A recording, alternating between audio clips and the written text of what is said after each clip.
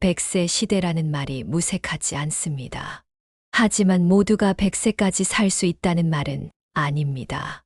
우리나라 노인의 평균 수명은 80세 초중반을 오가고 있는데 문제는 바로 여기에 있습니다. 80세를 넘어서면서 삶의 흐름이 급격하게 변화하기 시작하는 것입니다. 80세가 되면 어떤 변화가 찾아올까요? 몸의 컨디션이 자주 나빠지고 팔에 힘이 빠져 작은 물건조차 들기 힘들어집니다. 심지어 TV, 리모컨을 손에 쥐는 것조차 버거워지죠. 마치 거대한 파도가 순식간에 우리를 덮치듯 생로병사의 무게가 한꺼번에 밀려옵니다.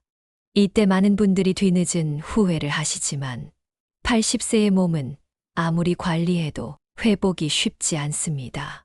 그래서 전문가들은 입을 모아 강조합니다. 60대, 늦어도 70대에는 건강관리에 신경 써야 한다고 말입니다. 그렇다면 우리는 어떻게 준비해야 할까요? 오늘은 노년의 삶의 질을 결정짓는 핵심 요인들을 함께 알아보겠습니다. 이 요인들은 수많은 연구와 경험을 통해 검증된 것들입니다. 첫 번째는 남과의 비교를 멈추는 것입니다. 저 사람은 퇴직하고도 저렇게 잘 사는데 나는 뭘 했나? 라는 생각은 불행으로 가는 지름길입니다. 퇴직을 앞둔 50대에 이런 비교는 전혀 도움이 되지 않습니다. 오히려 자신을 무능하게 느끼게 만들고 때로는 무리한 투자나 사업으로 이어져 더 큰 위험을 초래할 수 있습니다. 두 번째는 재산 관리입니다. 많은 분들이 자녀에게 재산을 물려주기 위해 본인의 노후를 희생하십니다. 하지만 이것이 과연 현명한 선택일까요? 전문가들은 이렇게 조언합니다. 감은 다 먹고 씨는 남기지 않는다는 말처럼 본인의 노후를 위해 자산을 적절히 활용하라고 말입니다. 제가 경험한 바로는 건강하고 행복한 노후를 보내시는 분들의 공통점이 있습니다. 바로 자신의 현재에 감사하면서도 미래를 위한 준비를 게을리하지 않는 것입니다. 남과 비교하지 않고 자신의 페이스대로 살아가면서 건강과 재산 관리에 있어서는 철저한 원칙을 지키시는 분들이죠. 이런 준비는 결코 늦지 않았습니다. 지금 이 순간부터 시작하면 됩니다. 우리에게는 아직 시간이 있습니다. 하지만 그 시간이 영원하지는 않다는 것도 기억해야 합니다. 지금부터라도 하나씩 준비해 나간다면 우리도 활기차고 건강한 노후를 맞이할 수 있을 것입니다. 그렇다면 지금부터 노년의 삶의 질을 결정짓는 구체적인 요인들을 더 자세히 살펴보겠습니다. 앞서 남과의 비교와 재산 관리에 대해 말씀드렸는데, 이제는 더 실천적인 부분들을 이야기해 보려 합니다. 세 번째로 중요한 것은 친구 관계입니다. 하지만 여기서 주목할 점이 있습니다. 많은 분들이 나이 들면 친구가 꼭 필요하다고 말씀하시지만 실은 친구가 없어도 괜찮다는 것을 아셔야 합니다. 왜 그럴까요? 어떤 분들은 혼자 있는 시간을 견디지 못해 늘 누군가와 함께 있으려 합니다. 하지만 이런 얕은 관계는 오히려 더 큰 고독감을 가져올 수 있습니다. 제가 만난 한 70대 할머니의 이야기를 들려드리고 싶습니다. 그분은 남편을 일찍 여의고 혼자 사시는데도 전혀 외롭지 않다고 하셨습니다. 비결이 뭘까요? 바로 느슨한 관계를 잘 유지하시는 겁니다. 단골 식당 주인, 동네 산책로에서 마주치는 이웃들과 가벼운 인사를 나누는 정도로도 충분히 행복하다고 하셨습니다. 깊은 관계에 대한 부담 없이 적당한 거리를 유지하는 이런 관계야말로 노년의 삶을 지탱해주는 든든한 버팀목이 될 수 있습니다. 네 번째로 살펴볼 것은 체중에 대한 고정관념입니다.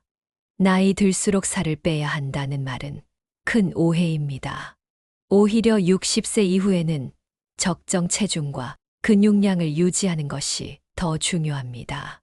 중년기에는 대사증후군 예방을 위해 체중 감량에 신경 쓰셨겠지만 60세 이후에는 다른 접근이 필요합니다.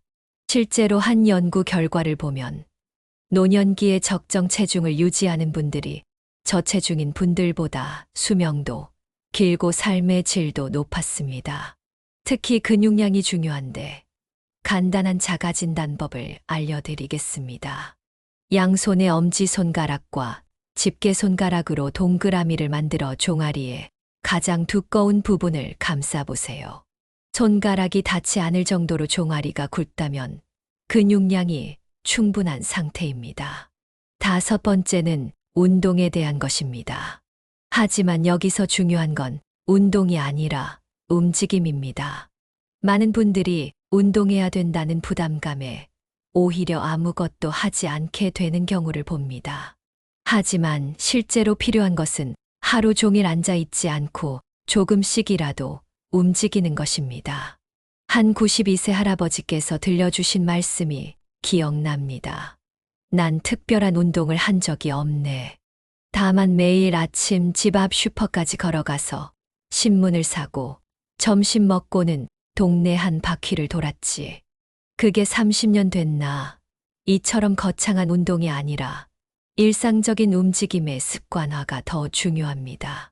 이렇게 보면 노년의 삶의 질을 높이는 것이 특별한 무언가를 하는 게 아니라 오히려 기존의 잘못된 생각들을 바로잡는 데서 시작된다는 것을 알 수 있습니다.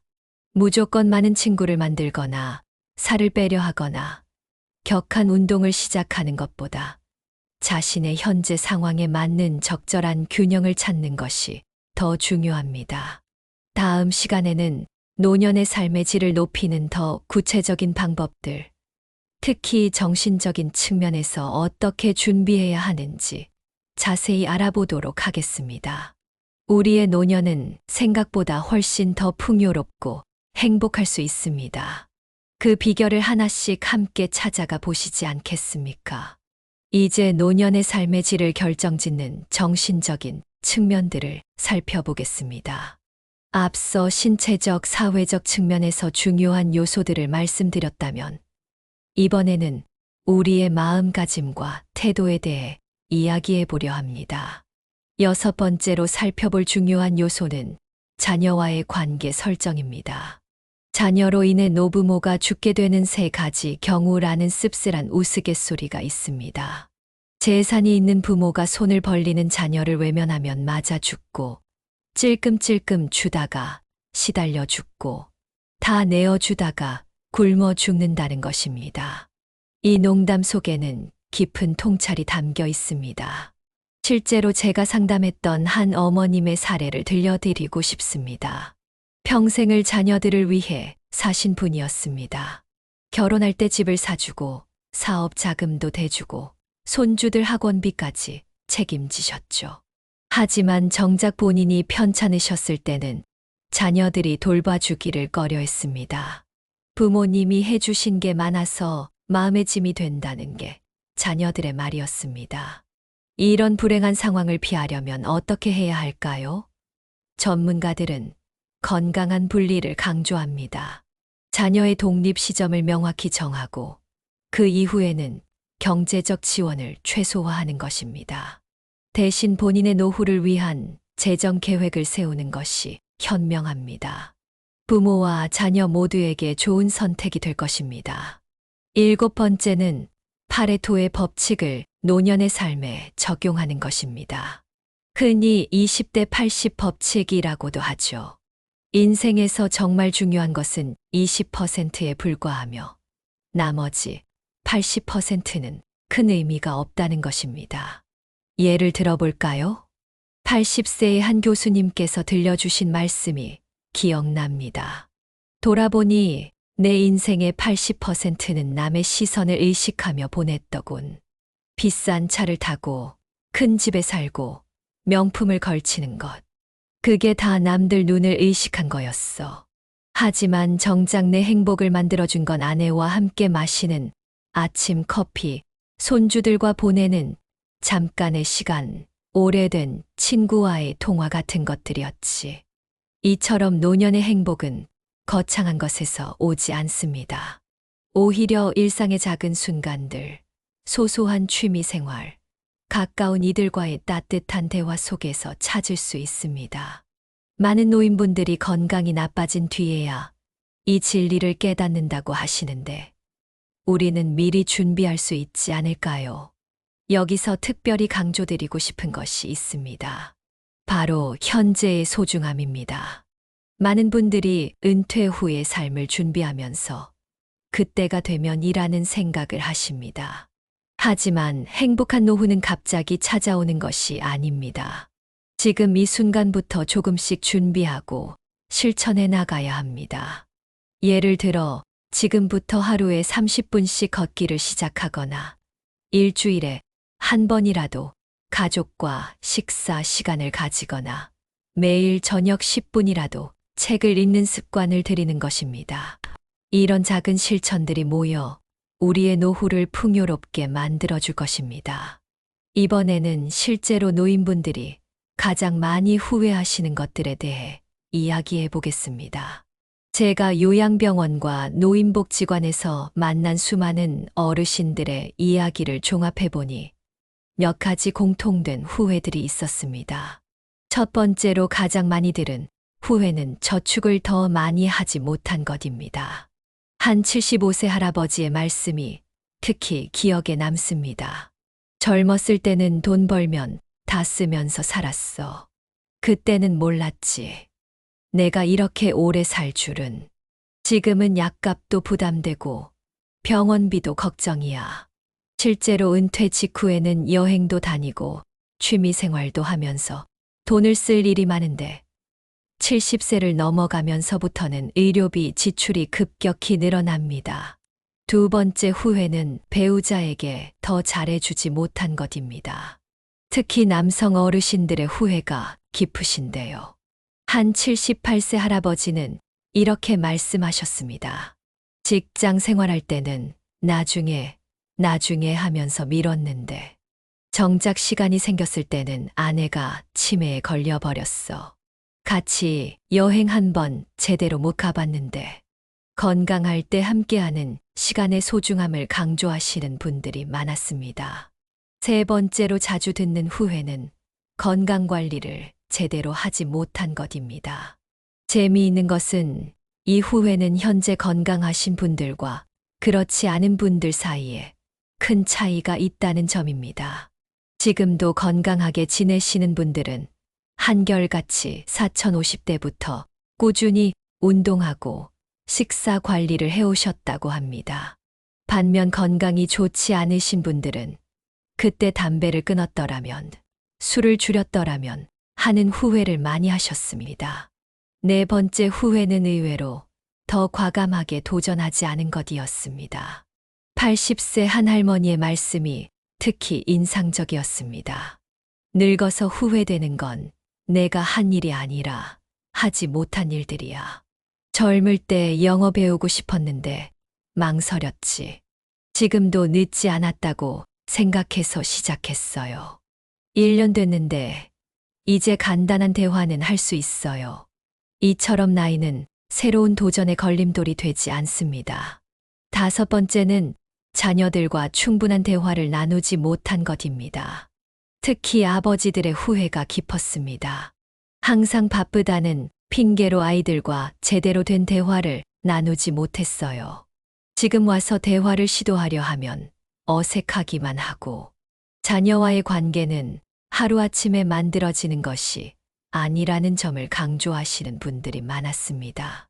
이러한 후회들을 들으면서 한 가지 공통점을 발견했습니다. 바로 시간입니다. 건강할 때, 기회가 있을 때, 소중한 사람들이 곁에 있을 때, 그때가 바로 행동해야 할 시간이라는 것입니다. 나중에라는 말로 미루다 보면 어느새 그 기회는 사라져버리고 맙니다. 이제 우리가 지금 당장 실천할 수 있는 구체적인 행동, 지침들에 대해 알아보겠습니다. 앞서 많은 어르신들의 후회를 들어보았는데, 그렇다면 우리는 어떻게 해야 그런 후회를 미리 피할 수 있을까요? 첫 번째 실천 지침은 작은 것부터 시작하기입니다. 많은 분들이 은퇴 준비를 거창하게 생각하시는데 이것이 오히려 실천을 어렵게 만듭니다. 예를 들어 한 62세 할아버지는 이렇게 시작하셨습니다. 매일 아침 일어나서 제일 먼저 하는 일이 통장 잔고 확인이에요. 10,000원이라도 저축하고 커피 한 잔 덜 마시더라도 적금부터 넣어요. 1년 하다 보니 이제는 습관이 됐죠. 두 번째는 하루 30분 투자하기 원칙입니다. 건강이든 취미든 공부든 하루 30분만 투자해 보세요.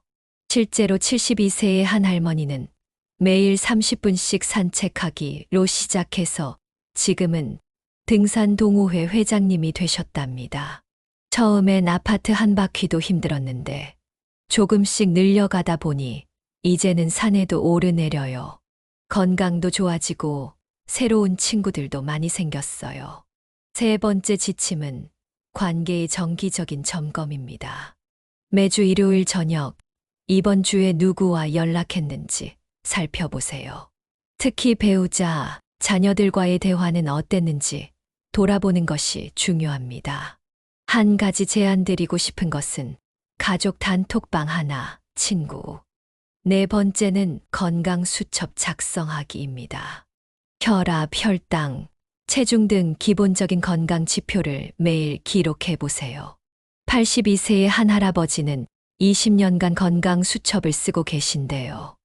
이 수첩 덕분에 의사 선생님과 상담할 때도 훨씬 수월해요. 내 몸의 변화를 한눈에 볼 수 있으니까 건강 관리도 더 잘 되고요. 다섯 번째 지침은 배움의 즐거움 찾기입니다. 하지만 여기서 중요한 것은 의무감이 아닌 즐거움입니다. 77세 할머니의 말씀이 기억납니다. 처음에는 치매 예방한다고 악기를 배웠어요. 그런데 지금은 그냥 좋아서 해요. 손주들 앞에서 연주할 때 그 뿌듯함이란 이처럼 배움에는 나이 제한이 없습니다. 여섯 번째는 작은 도전 하나씩 하기입니다. 너무 큰 목표는 오히려 부담될 수 있습니다. 대신 한 달에 하나씩 작은 도전을 해보세요. 새로운 요리 배우기, 동네 도서관 가보기, 봉사활동 한번 참여해보기 등. 이런 작은 도전들이 모여 우리의 삶을 풍요롭게 만들어줍니다. 마지막으로 강조드리고 싶은 것은 감사 일기 쓰기입니다. 매일 저녁, 오늘 하루 감사한 일 3가지만 적어보세요. 85세 할머니의 말씀이 가슴에 와닿았습니다. 내가 걸을 수 있다는 것, 맛있는 음식을 먹을 수 있다는 것, 창밖으로 하늘을 볼 수 있다는 것. 이런 당연한 것들이 사실은 가장 큰 축복이더라고요.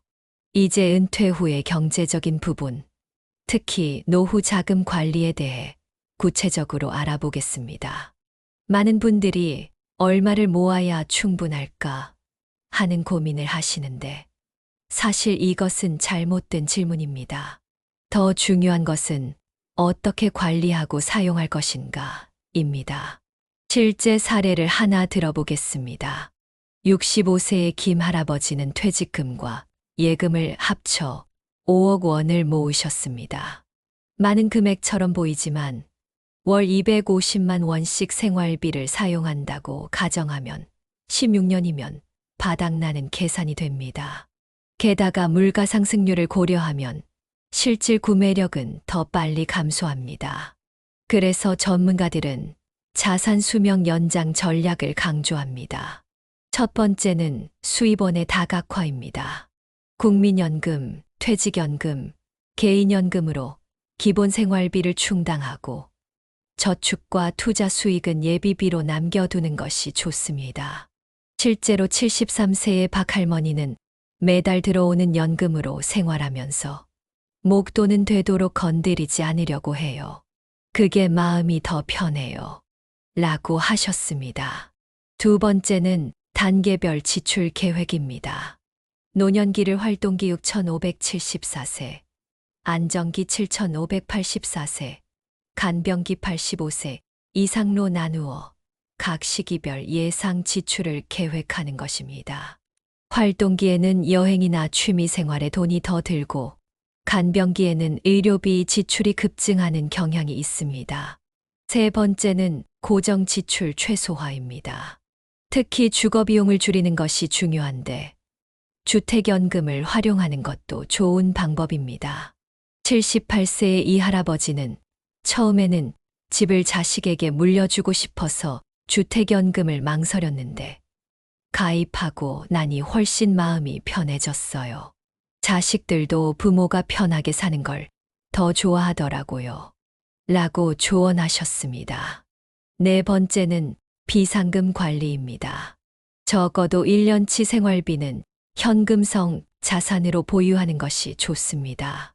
갑작스러운 의료비 지출이나 예상치 못한 상황에 대비하기 위해서입니다. 한 노인복지관 상담사는 의외로 많은 분들이 급한 상황에서 주식이나 부동산을 헐값에 처분하시는 경우를 봅니다.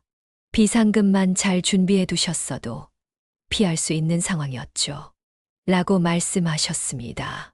다섯 번째는 인플레이션 대비입니다. 단순히 예금이나 적금으로는 물가 상승을 이겨내기 어렵습니다. 은퇴 후에도 일정 부분은 물가 상승률을 뛰어넘는 투자 수단을 활용해야 합니다. 다만 이때는 안정성이 최우선이어야 합니다. 원금 손실 위험이 있는 투자는 피하는 것이 좋습니다. 마지막으로 강조하고 싶은 것은 소비 습관의 재정립입니다. 많은 분들이 은퇴 후에도 현역 시절의 소비 습관을 유지하려고 하시는데 이는 재고해 볼 필요가 있습니다. 예를 들어 비싼 백화점 상품 대신 동네 시장을 이용하거나 외식 대신 건강한 홈쿠킹을 즐기는 등의 변화가 필요합니다. 상속과 관련된 문제는 노후의 평화를 깨트리는 가장 큰 요인 중 하나입니다. 오늘은 실제 사례들을 통해 상속 문제를 현명하게 해결하는 방법에 대해 알아보도록 하겠습니다. 가장 먼저 기억해야 할 것은 살아생전 상속 계획입니다. 너무 많은 분들이 이 문제를 미루다가 결국 자녀들 간의 갈등을 초래하게 됩니다. 71세의 정 할아버지는 이렇게 말씀하셨습니다. 형제 간의 사이가 좋았던 자녀들이 부모 재산 때문에 서로 등을 돌리는 걸 보니 참 마음이 아팠어요. 일찍 정리해 둘 걸 하는 후회가 들더라고요. 상속 계획에서 가장 중요한 것은 공정성입니다. 하지만 여기서 공정성이란 단순히 금액을 똑같이 나누는 것을 의미하지 않습니다. 76세의 한 어머니는 이렇게 조언하셨습니다. 큰 아들은 회사 운영하느라 바빠서 나를 잘 못 봤지만 작은 딸은 매주 와서 살펴줬어요. 재산을 똑같이 나누는 게 공평할까요? 저는 그렇게 생각하지 않아요. 전문가들은 다음과 같은 4단계 상속 계획을 제안합니다. 첫째, 재산 목록 작성입니다. 부동산, 예금, 주식 등 모든 자산을 명확히 정리해 두세요. 부채도 잊지 말고 기록해야 합니다. 특히 가족들이 모르는 재산이 있다면 반드시 기록해 두어야 추후 분쟁을 예방할 수 있습니다. 둘째, 수혜자 지정입니다. 누구에게 무엇을 줄 것인지 구체적으로 계획하세요. 이때 단순히 재산의 금전적 가치뿐만 아니라 감정적 가치도 고려해야 합니다. 예를 들어 할머니의 반지는 금액과 관계없이 큰 의미가 있을 수 있습니다. 셋째, 법적 절차 확인입니다. 상속세, 증여세 등 세금 문제를 미리 검토하고 필요하다면 전문가의 조언을 구하세요. 83세의 이 할아버지는 젊은 변호사보다는 노년 전문 변호사를 찾는 게 좋더라고요. 우리 세대의 마음을 더 잘 이해해 주니까요. 라고 조언하셨습니다. 넷째, 가족과의 소통입니다. 가장 중요하면서도 가장 어려운 단계입니다. 하지만 미리 이야기하지 않으면 나중에 더 큰 문제가 될 수 있습니다. 79세의 박 할머니는 처음에는 꺼내기가 어려웠지만 오히려 이야기하고 나니 자녀들이 더 이해해 주더라고요. 라고 하셨습니다. 여기서 특별히 강조하고 싶은 것이 있습니다. 바로 나의 노후를 먼저 생각하라는 것입니다. 너무 많은 분들이 자녀들을 위해 본인의 노후 자금까지 상속하려고 하십니다. 하지만 이는 결코 현명한 선택이 아닙니다. 본인의 노후가 불안정하면 결국 그 부담은 자녀들에게 돌아가기 때문입니다. 웰다잉 월데잉은 단순히 좋은 죽음을 의미하는 것이 아닙니다.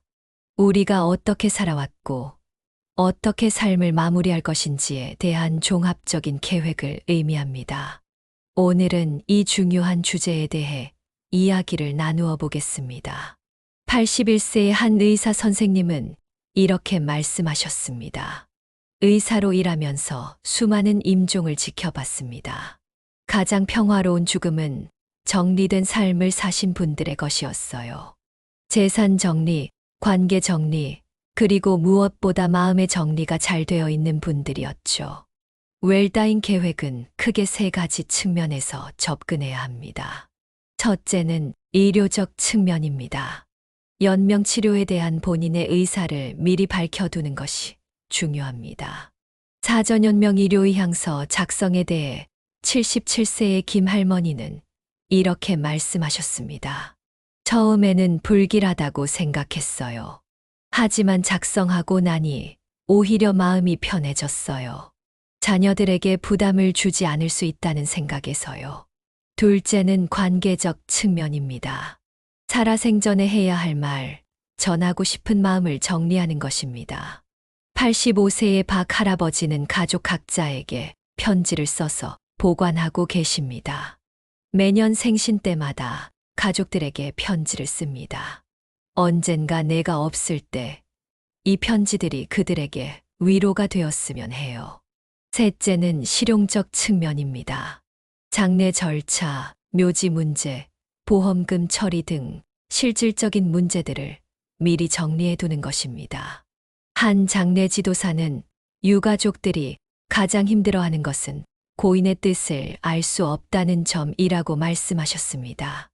여기서 특별히 강조하고 싶은 것이 디지털 유산 정리입니다. 요즘은 스마트폰, 컴퓨터에 많은 개인정보가 저장되어 있습니다. 73세의 이 할아버지는 중요한 비밀번호들을 정리해서 금고에 보관해뒀어요. 디지털 시대에는 이런 준비도 필요하더라고요. 라고 조언하셨습니다. 또한 감정적 정리도 중요합니다. 오랜 원한이나 미움이 있다면 이를 해소하려 노력해야 합니다. 88세의 한 할머니는 30년 동안 말도 안 하고 지내던 동생과 화해했어요. 이제는 후회 없이 눈을 감을 수 있을 것 같아요. 라고 말씀하셨습니다. 마지막으로 의미 있는 마무리를 계획하는 것도 좋습니다. 자서전을 쓰거나 봉사활동을 하거나 작은 정원을 가꾸는 등 자신만의 의미 있는 활동을 찾아보세요.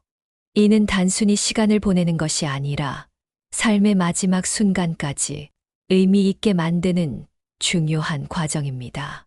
이제 지금까지 다룬 모든 내용을 종합하여 행복한 노후를 위한 최종 체크리스트를 알려드리겠습니다. 이 체크리스트는 수많은 어르신들의 경험과 전문가들의 조언을 바탕으로 만들어졌습니다. 인생의 황금기는 60세부터입니다. 92세의 한 교수님은 이렇게 말씀하셨습니다. 그때가 되어야 비로소 진정한 자유를 얻게 되죠. 사회적 책임에서 벗어나 온전히 나를 위한 시간을 가질 수 있으니까요. 행복한 노후를 위한 최종 체크리스트는 다음과 같습니다. 첫째, 건강관리 체계화입니다. 정기 검진은 기본이고 매일의 운동과 식사 관리가 중요합니다. 특히 근력 운동에 신경 쓰세요. 75세의 한 트레이너는 근력은 곧 자유입니다. 스스로 몸을 움직일 수 있다는 것. 그것이 행복한 노후의 기본이라고 강조하셨습니다. 둘째, 관계의 질적 전환입니다. 깊이 있는 관계 몇 개가 피상적인 관계 여러 개보다 낫습니다. 의미 있는 대화를 나눌 수 있는 친구, 마음을 터놓을 수 있는 가족, 이런 관계에 집중하세요. 셋째, 평생 학습자의 자세입니다. 새로운 것을 배우는 것은 뇌를 젊게 만드는 가장 좋은 방법입니다. 84세의 한 할머니는 스마트폰 배우기가 처음에는 너무 어려웠어요. 하지만 포기하지 않고 배웠더니 이제는 손주들과 영상통화도 하고 즐거워요. 라고 하셨습니다. 이제 마지막으로 제가 수년간 노인복지관에서 만난 분들의 공통된 조언을 전해드리고 싶습니다. 인생은 마치 책과 같아서 마지막 장이 얼마나 아름다운지가 전체의 가치를 결정합니다. 노년기는 우리 인생이라는 책의 마지막 장을 쓰는 시간입니다. 그렇기에 더욱 의미 있고 아름답게 써내려가야 합니다. 우리는 지금까지 노년의 삶의 질을 높이는 방법들에 대해 함께 알아보았습니다. 건강 관리부터 재산 관리, 관계 형성, 취미 생활, 그리고 마지막 정리까지. 이 모든 것들이 결국은 하나로 연결됩니다. 바로 행복한 노후라는 큰 그림 안에서 말입니다. 부디 이 글을 읽으시는 모든 분들이 건강하고 행복한 노후를 맞이하시기를 진심으로 기원합니다. 우리의 인생에서 가장 아름다운 계절이 될 수 있는 노년기.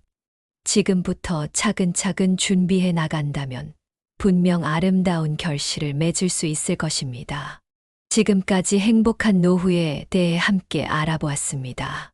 앞으로도 은퇴 준비, 건강관리, 자산관리 등 실질적으로 도움이 되는 정보들을 계속해서 알려드리도록 하겠습니다. 제가 전하는 이야기가 여러분께 도움이 되었다면 구독과 좋아요 버튼을 눌러주세요. 알림 설정을 해두시면 매주 업데이트되는 새로운 콘텐츠 소식을 가장 먼저 받아보실 수 있습니다. 다음 영상에서는 은퇴 후 재취업과 창업에 성공하신 분들의 생생한 이야기를 준비했습니다. 특히 작은 자본으로 시작할 수 있는 실버 창업 아이템들도 자세히 소개해 드릴 예정이니 많은 관심 부탁드립니다. 댓글로 여러분의 노후 준비 이야기도 들려주세요. 서로의 경험을 나누다 보면 더 좋은 지혜를 얻을 수 있을 것 같습니다. 여러분의 노후가 더욱 행복하고 풍요로워지기를 진심으로 응원하겠습니다. 다음 시간에 더 좋은 내용으로 찾아뵙겠습니다. 시청해 주셔서 감사합니다. 다음 영상에서 만나요. 구독, 좋아요, 알림 설정 꼭 잊지 마세요.